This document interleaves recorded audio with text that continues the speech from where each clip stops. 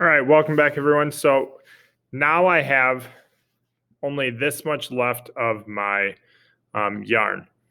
So one way to check to make sure that I'm going to get all the way across is I ended on this side. All I'm going to do is just kind of bring it across and see if I need to take it off of my needle or not. As you can see, I have plenty that I'm going to have here still left after the next row. So I'm going to keep my needle on. Now, some of you might have this happen where you can't get all the way across. But if you look, you have this really long tail still. So you need to get it so that that tail is loosened. And you can kind of pull at it. Again, I always say pull on the other end, but there's lots of different ways of doing it. So I'm just loosening the knot. And that's also okay. So I have it so that my tail is a lot shorter. All right, so now I come all the way back over to where I ended because we always want to start our next row wherever we ended the last row. And I ended underneath, so I'm going to go over, under, over, under, over, under.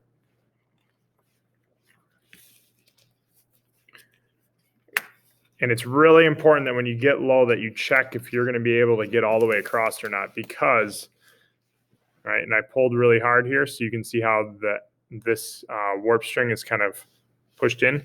So it's important that I relax it a little bit, push it all down, and then pull it in.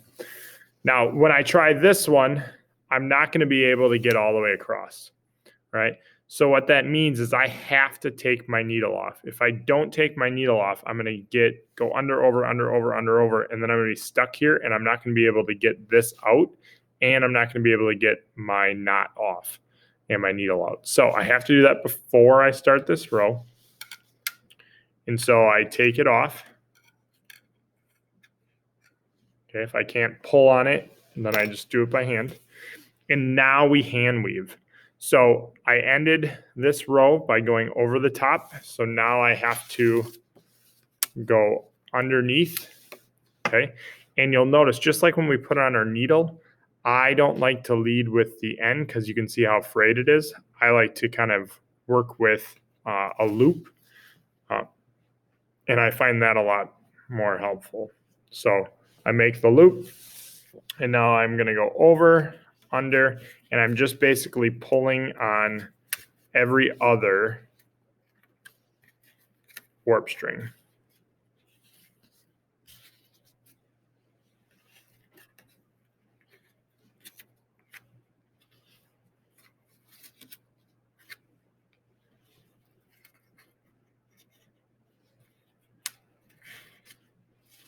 All right, sorry. So what happened there is I did every other, pulled on it, and then sent it underneath. So it went under, over, under, over. But I did it by hand instead of with a needle. And then I have this little piece that's left over. Yours might be longer. If you can go back the other direction, that's great.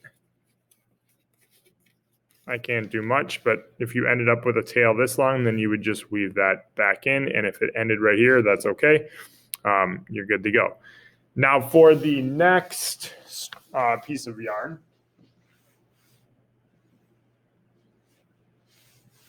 you would start just how you started that first row. So now I'm using this yellow. I put it on the needle, wiggle her through, tie my knot.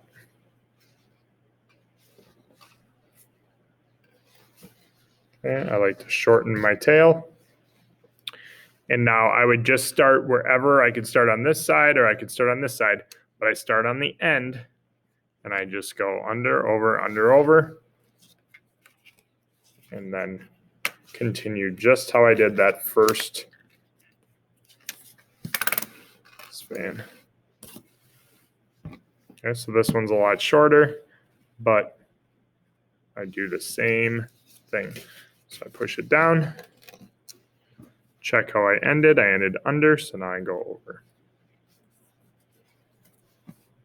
Okay. And as I work, I just always am checking to make sure I'm not pulling too hard, and I am watching to make sure that I'm not going to end up halfway through my loom with my needle stuck. So always checking to make sure, okay, yep, I'm going to be able to get all the way across. And then I go back and I weave. All right. So best of luck. Hope that helped you know how to start your next color or your next piece of yarn. Good luck, everyone.